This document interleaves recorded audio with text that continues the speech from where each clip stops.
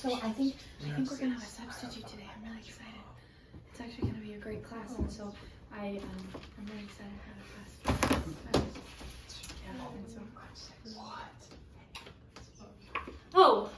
Hi, and welcome to class. If everyone could just get seated and get prepared. It's gonna be a shorter lecture today. Sorry, I'm running late. My name's Dr. Fuller.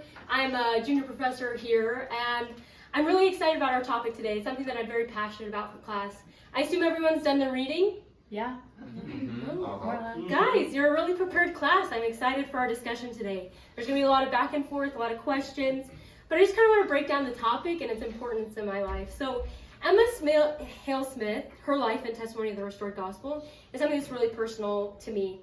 I chose this topic because for most of my life, I wrestled with tough questions about church history, events, and practices, and especially pressing concern of mine was the practice of polygamy and how that affected her relationship with Joseph Smith.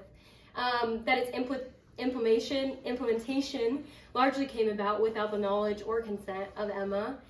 This and other questions about her life and testimony have weighed on my mind, including her decision to stay behind in Nauvoo. And some other church topics that we'll get into today, but that's a big part of why I have done this research and I'm excited to share about it with you today because it's built my testimony. So a lot of the sources that we're looking at today or your reading that you've done in preparation for class today are the Doctrine and Covenants chapters 25 and 132. We also read a letter from Emma Smith and other primary source documents, including the Saints Herald article that was Emma Smith's last testimony, as well as some secondary sources from the church and other academic sources. So I just want to kind of open it up to you students about questions that you might have regarding this topic and things that stood out to you from the reading and personal study. I have one. Yeah, let's hear it. I was just kind of wondering from the reading, what doctrinal weight and importance does polygamy hold in my life? Yeah, I love that question. I really appreciate you bringing it in and making it personal because the gospel really does apply to us personally. And I think sometimes when we think about church history, we don't always consider that, the way that it can apply to us. So let's break it down. Today we're also going to be going over some skills that help you in any religious search or any spiritual question that you might have about things that you might have concern outside of this example. So we're just going to apply it. So the first one we're going to talk about today is discerning doctrine. And so this kind of breaks down the 4 tiers of doctrine that we have, right? So we have core doctrine, which are essential doctrines that are not going to change in the church that are essential to our salvation. So when it comes to polygamy and Joseph Smith's and Emma's marriage, what that would look like is eternal marriage, right? Yeah. And you read that in Doctrine and Covenants 132. It's very personal and it's absolutely fundamental to God's plan of happiness. So that's the core doctrine. That's something that's not going to change. Example of a supporting doctrine is if we read in the Book of Mormon, in Jacob, he commands the people to practice polygamy in certain instances to build up his kingdom.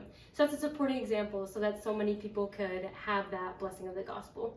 A policy doctrine is the fact that polygamy was implemented in the church. That's something that's changed a lot over time.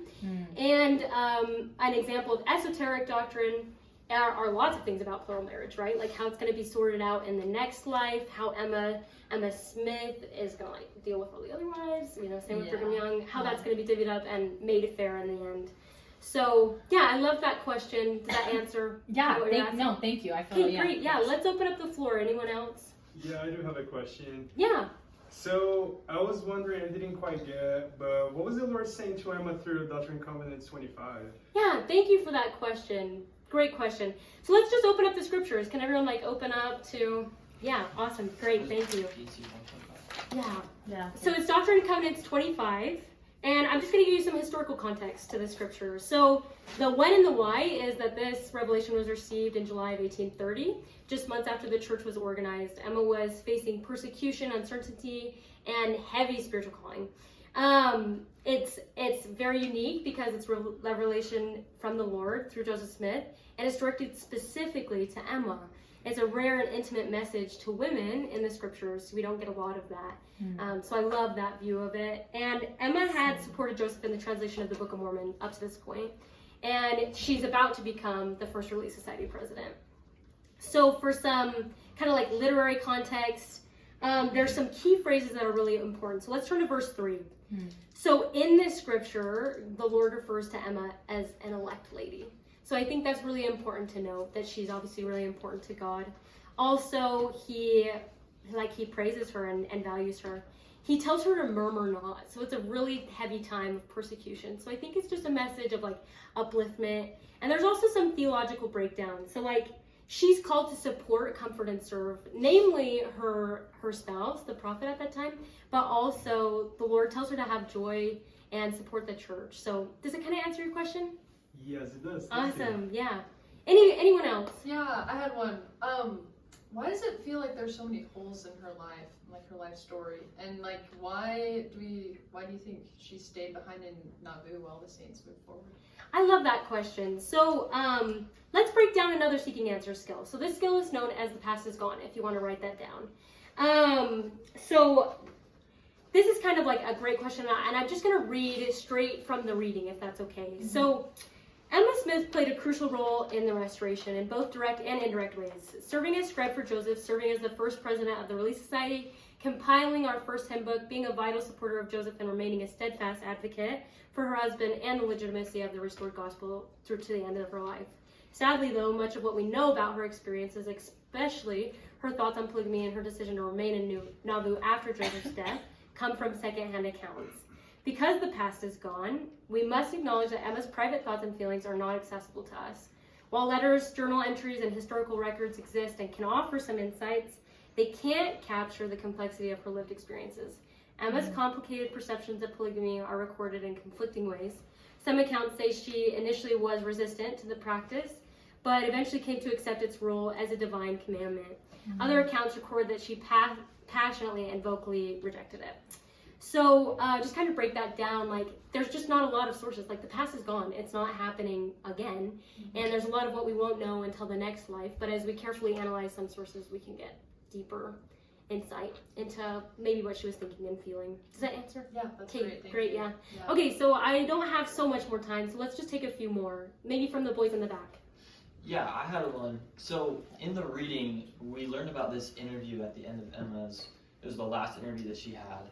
Yeah. And I was just wondering, like, what went into that interview, and then also, like, what the credibility is of that. Yeah, so what you're talking about right today is another one of these seeking answers skills, is evaluating sources, right? So this is a primary source.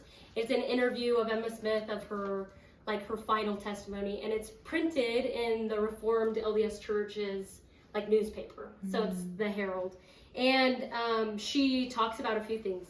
And part of that is that she denies the practice of polygamy, that it ever happened. And reading that, you might say why the heck would she do that? You know, and as you analyze certain elements of it, first it's a primary source, which makes it more reliable, right? Because it came straight from her. It's like a direct interview. Mm-hmm. Second, it's relatively contemporary because she's still alive. A lot of the sources that we analyze come about after people have passed on, but it's much later in her life. It's almost 34 years after Joseph's death.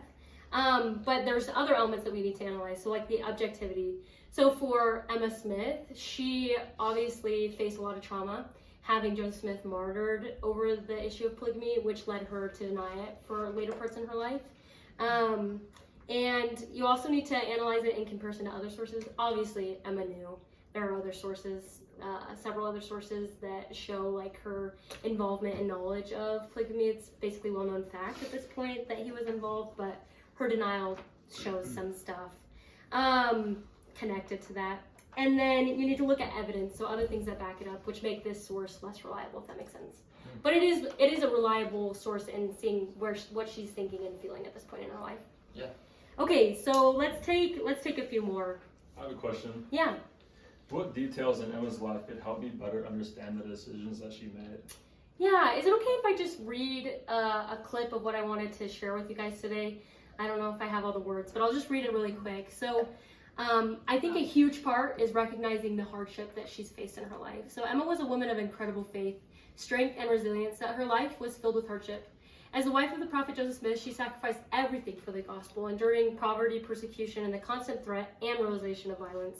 She lost several children, was forced from her home multiple times, and saw her husband falsely imprisoned and ultimately martyred. Despite these trials, she remained steadfast in her testimony of Joseph's prophetic calling and played a vital role in the restoration. After Joseph's death in 1844, Emma was left a widow with young children to care for.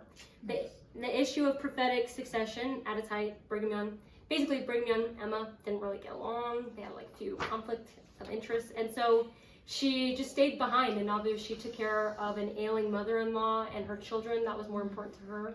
She didn't know what life west would look like if she went with the saints, and so I guess that kind of influenced her decision. But some people view it as like turning away from the faith, like losing faith. But I definitely don't agree with that claim. She just faced a lot, you know. So let's take two more. I haven't heard from you, the man in the hat. Yeah, I got a question. Yeah, how can we extend like understanding and grace to someone as valiant as Emma? Yeah, I think that touches a lot on the last point we were just talking about. Emma's incredible. You know, like she contributed so much to the culture of the church and everything that's been accomplished. And we can just start by saying, like, none of us are perfect. No church member is perfect. I promise you can't think of anyone other than Jesus Christ who was. Mm-hmm. And so knowing that she had gone through a lot, I think that helps us to practice the skill of being patient with the Lord, yourself, and others. That's an important part of seeking answers as well. Okay, we have time for one more, and then I need to... I know I talked already. This is kind of on my mind, but like, how can we keep from like fixating on these moments from Emma's life? Like, I think that's just something I deal with. Yeah, I love that question. Thank you so much. And I think it just comes down to the fact that history and Revelation, they're long stories, right? And True. so there's these moments of concern or conflict in her life, and she needs to be understood completely, right? Yeah. Like all of us, I know that I've had moments where it may appear that I'm not as faithful, right? Or I haven't kept commandments, and the important part is that she's right by the Lord. Recent prophets, Latter-day prophets have said that, you know, Emma have praised her for her faith and her contributions. Wow. And so I just want to make sure that you all know, like, change is okay. It's okay that people are imperfect, and I really appreciate your engagement today. Thank you all, and I hope you have a wonderful rest of your school day. Thank you. Thank you.